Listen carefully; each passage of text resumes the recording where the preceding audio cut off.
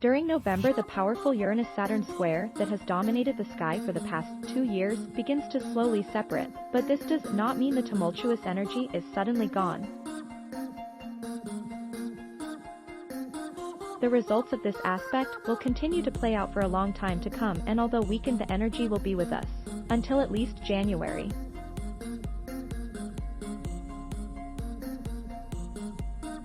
On November 8th, the Uranus-Saturn square will be set off once again as a result of the eclipse in Taurus, so this will be a significant and eventful day.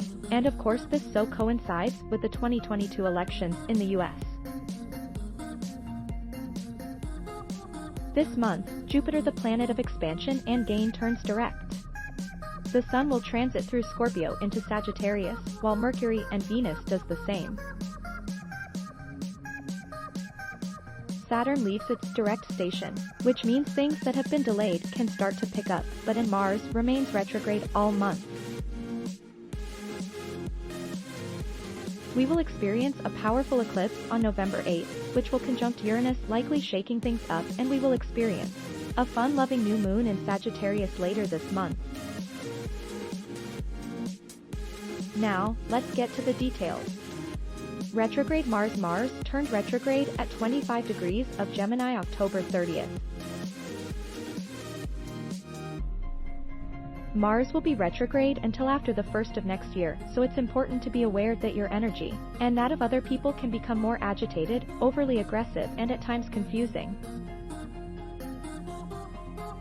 The most important dates of this long cycle of Mars are the following. Mars turns retrograde October 30th, 2022. Mars is in mutual reception with Mercury October 29th to November 17th, 2022. Mars squares Neptune October 11-15th, November 19-22 ND, and March 15-18th, 2023 Ma.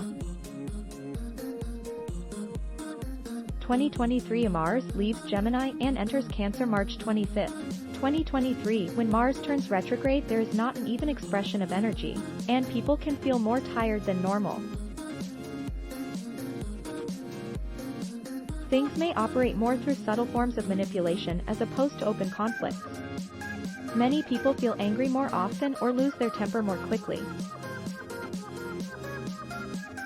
Mars rules our energy, and we may have to get more rest and pay more attention to our level of activity. Sickness and accidents may occur, and we are often more accident-prone, but you should not expect to get sick. Just take care of yourself and be careful. Some may experience more tension headaches as Mars rules the head, especially if you are prone to these.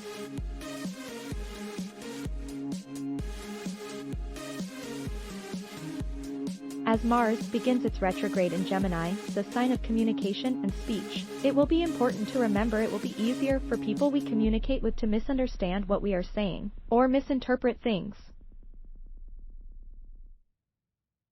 Mars retrograde is not like retrograde Mercury, but since it's in Mercury's sign, we could experience some of the same affects and should be aware of the way we communicate with others. If you don't understand something, ask. Any plans that are initiated under a retrograde Mars tend to not work out, and this typically includes new relationships. Since Mars rules men, some men may seem to go backwards, especially when it comes to relationships.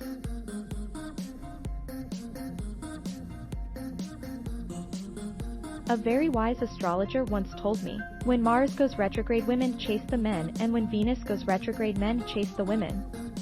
Relationships can be affected by a retrograde Mars, along with our libido, which may slow down as well.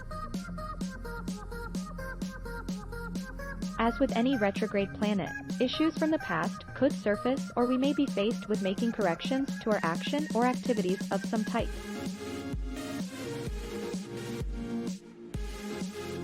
Mars squared Neptune October 11-15th, and will repeat this aspect twice more, November 19-22 ND, and March 15-18th, 2023. We will feel this powerful energy both before and after these planets clash. Thanks for watching. Please subscribe.